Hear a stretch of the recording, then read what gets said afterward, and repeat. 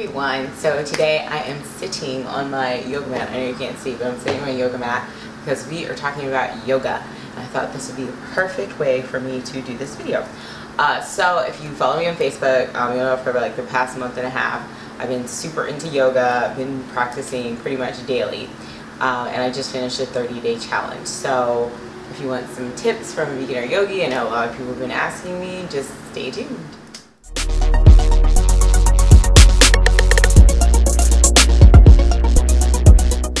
Okay everyone, so first things first, you know what's going to go down. My hair today is, I blew it out last night because I'm getting my hair braided on Wednesday, but I wanted to see how different in bigness my hair would be if I did wand curls with them, you know, with my clipless curling iron. That's one of my go-to styles when I wear my hair flat iron, but I did it like this and this is how it came out. Probably this hairstyle will probably not even see the light of day, but I thought it looked pretty cute. So I was just like, I'm not going to put my hair up like I would if I were actually doing yoga. I'm just going to, anyway, whatever. Continue with the video, Elle. Okay, so hey everyone, Elle here. We are talking about yoga today, and I'm excited because I am totally in love with yoga, to the point where it is a little annoying to my friends and family at this point. And I hope I continue to love it because I've definitely spent enough money on it in the past month and a half.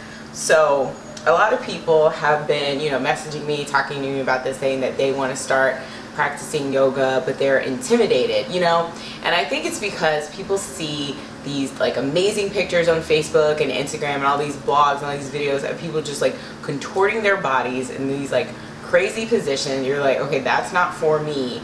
I can't do that. And I was one of those same people because I'm not very flexible. Like I can touch my toes and all that, but in terms of like doing a split, like no.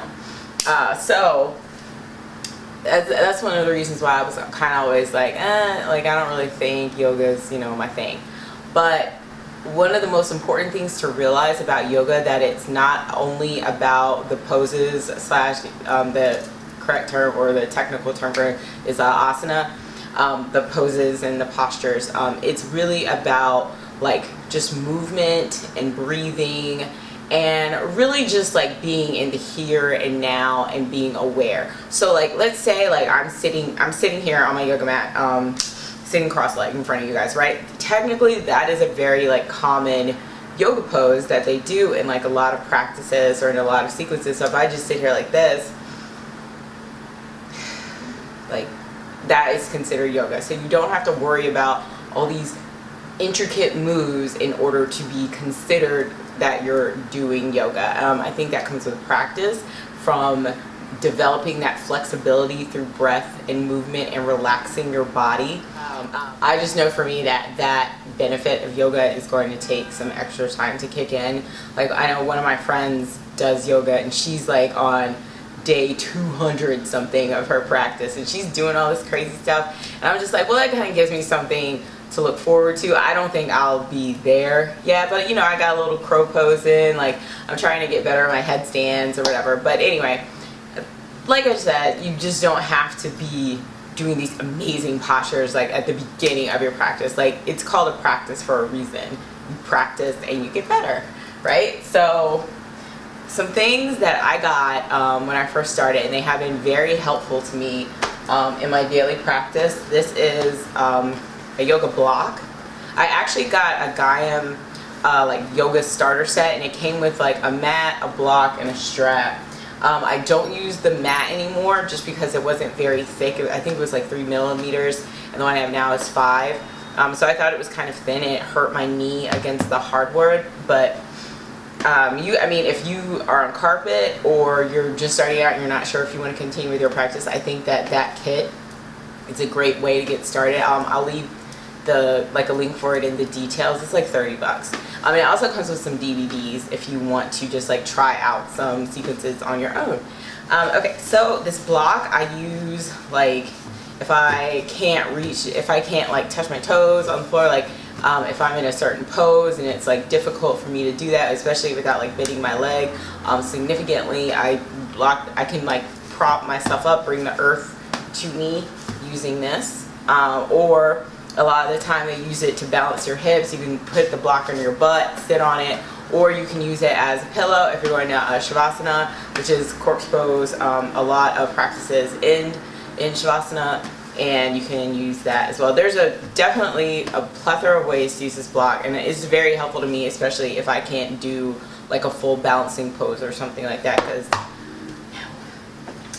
So then, same thing with the strap. This is especially good for like leg poses. If you know how they do like the one where you like kick your foot out like in front of you, like no, I can't do that. Like my hip is like girl bye. So I use my strap around the bottom of my foot and when I'm in that position, so I can still do the pose, but I'm holding the mat instead of having to reach all the way forward and hold my foot. So this is good for me, and then it also is a really good stretching tool if you just like put your legs in the air and just like put this around your feet and just kind of like pull a little bit, put some tension on it. It's really great for stretching. So let's see what else. What are we talking about? Oh, if you are going to yoga class and you think being barefoot around like strangers is weird, I practice at home mainly, but I did get these like yoga socks that have these little, they're called toe socks. There's a little traction at the bottom, so if you were worried about slipping or something like that, I was thinking of trying out like a local class soon and do like some hot yoga. So if I go to that, I'll definitely be wearing my toe socks. So that's cool. This is like a face towel, hand towel, if only like your hands get super sweaty in yoga. This is like this big. It was $16. Honestly, I recommend just getting a full mat towel because you'll have to, if you like need this for specific areas in your practice, you're gonna have to keep moving it on and off the mat or adjusting the position, while if you have a full towel, it's just there, and they serve the same purpose. And I think the full towel is twice as much, but literally you could fit like 6 of these in one full towel. So I'd rather just buy like, yeah, 1, 2, at least 4. I would just buy a full towel, honestly. So I have, this is my full towel. Can you see it? This is from Lululemon. And then I also have Lululemon's mat. To be totally honest with you, I think it's a good mat, but if I had done a little bit more research or had been a little bit more patient and willing to order the yoga mat that I wanted, I probably would have gotten a jade mat just after reading some additional reviews and how it is. Just because I love the Lululemon mat, it has really good stickiness, but it stains so easily. So like obviously I wear oil in my hair. If I lay down on my mat, there's an oil stain on it. And I actually had a purple one and I exchanged it for a black one, so the stains don't show up as much. But I just have so many scuffs and stains on this, it's kind of ridiculous that if I could, like, I wouldn't get another one. I would want something that wasn't as absorbent. Alright, a couple of books to get you started. So this is one I have, Slim Calm Sexy Yoga, Tara Stiles. I really actually love this book. It goes through, it explains like the breathing, the different like alignments, but basically it really just has a bunch of yoga poses for you to look at, and it describes basically how to do them. So if something in a video is too fast or you don't understand what someone is saying, like this is a really good way to study poses and perfect your technique. Or if there's something that you're doing and you can't get the pose, you can look at this and say like, huh, maybe I should try it like this. Like I know I looked at this specific headstand instructions for doing a headstand, and I actually saw another video later for tips on how to perfect headstand that kind of told me to do something different. So everything, of course, like everything, like hair, there are different opinions on how to approach different things in yoga, so you need to find out what works for you. There are so many yoga sites.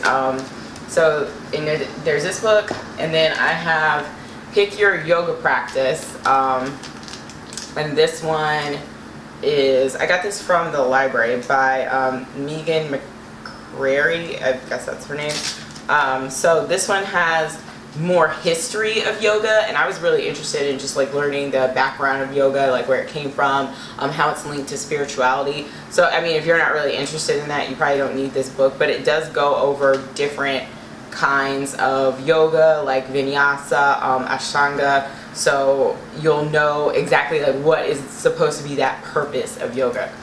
Let's see, what else? Online resources. YouTube has been wonderful to me. Yoga with Adriene, that's where I just did my 30-day challenge. And then I'm also doing another one on Do You Yoga. And there is another one that I just saw today, and it's like a 90 yoga fix, or 90-day yoga fix. I believe that's like the official name of it. And we're starting a new challenge. That challenge is on Saturday, so I'll put a link to that in here as well. Everyone is welcome to join. But yeah, just, I mean, Googling things. doyouyoga.com has been a really great resource to me. Yoga journal, just going on there reading about like different ways to do the postures and, you know, the different benefits of yoga, because it really seems like yoga solves all the world's problems, right? But I've been loving it. It's been calming me down a lot. Things that may have bothered me in the past, like I'm kind of just like, all right, bye, because it's like I just don't have time for the energy. And I think that my daily practice helps me in that, and I do think that the yoga high is very real. So yeah, I'm definitely going to keep doing. I don't feel right if I don't do yoga every day, so I'm going to keep practicing. I don't know if you'll ever see me on Instagram doing some crazy poses, but hey, I'm going to try my best, and if anything, my breathing will be really good. So if you have any questions for me, any questions about the challenges coming out or any of the other yoga products I've used so far and how I like them, just let me know, and I will talk to y'all later. Thanks so much for watching.